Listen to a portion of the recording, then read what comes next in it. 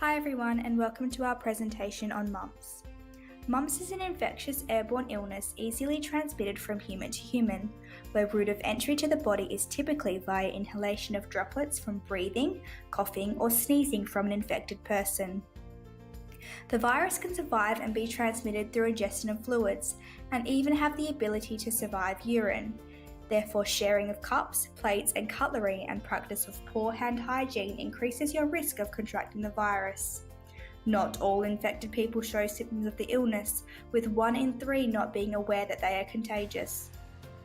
Symptoms appear between 12 and 25 days after the initial infection, with progression of the virus resulting in severe headaches, fatigue, fever, rapid weight loss, swollen parotid glands and difficulty swallowing and chewing.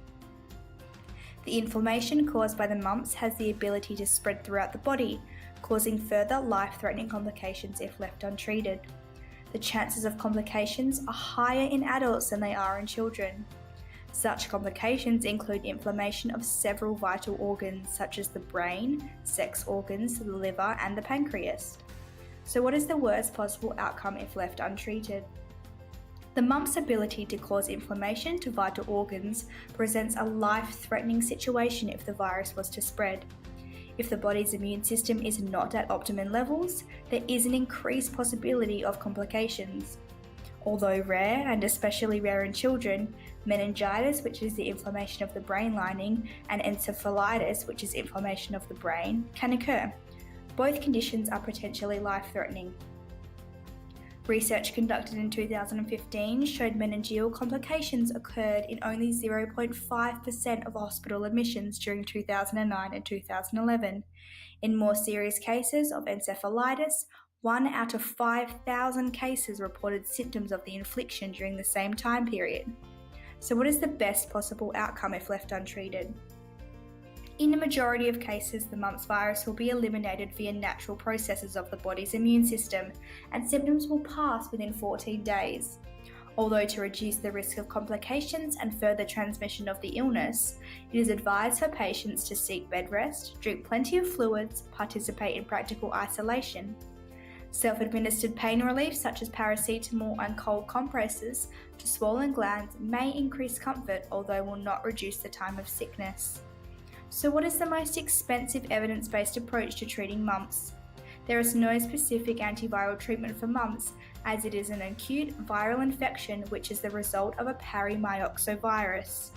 The most effective medical intervention against the mumps virus is to have the measles, mumps and rubella vaccination, which is recommended twice within the first 6 years of life.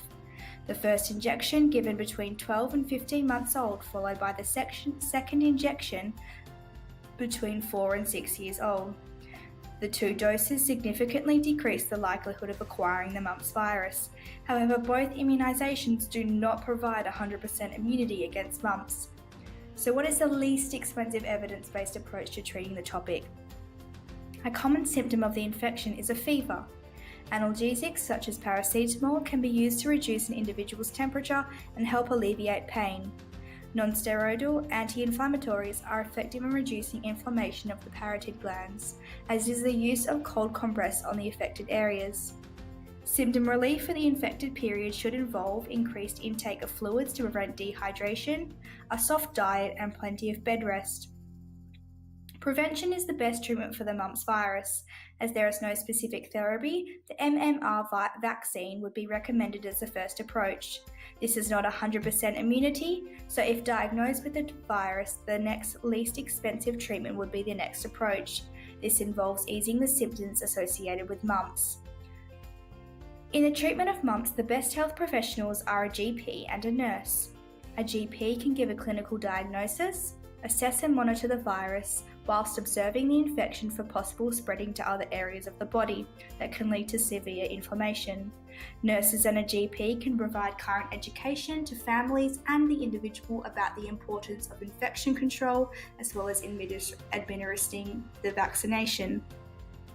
A nurse can also assist the patient in understanding of the signs and symptoms related to mumps and when it is appropriate to consult their health practitioner. Both a GP and a nurse can assist in treating mumps virus. And that brings us to the end of our presentation. Thanks for watching. created using Powtoon.